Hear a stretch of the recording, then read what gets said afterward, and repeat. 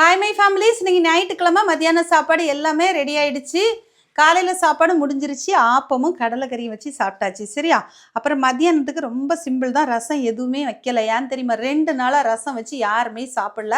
அப்படியே தூக்கி தூக்கி வச்சுட்டு என்ன சரி ஃப்ரிட்ஜில் வைக்கிறது, எடுத்து ஹீட் பண்ணுறது, அப்புறம் மொத்தத்துலேயே தூக்கி வெளியில் ஊற்றியாச்சு. அதனால் வேஸ்ட்டாக போயிட்டு பார்த்தீங்களா?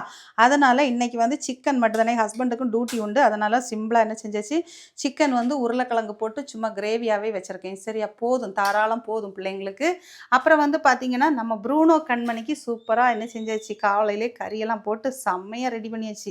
நல்லா சூடு ஆறின உடனே அவங்களுக்கு என்ன செஞ்சிட வேண்டியதான், இன்றைக்கி சாப்பாடு சரியாக சாப்பிட போகிறாங்க 2 பேரும். அப்புறம் ஒயிட் ரைஸ்.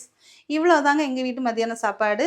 என்னடா சிம்பிளாக இருக்கே அப்படின்னு நினைப்பீங்க. ஒன்றும் இல்லைங்க, நம்ம வந்து எந்த அளவுக்கு சாப்பாடை குறைச்சி சாப்பிட்றோமோ அந்த அளவுக்கு நமக்கு வந்து உடம்புக்கும் ரொம்ப நல்லது பார்த்தீங்களா? அதனால தான் இப்போ கொஞ்சம் சாப்பாடெலாம் ஸ்டைல் மாறிட்டு.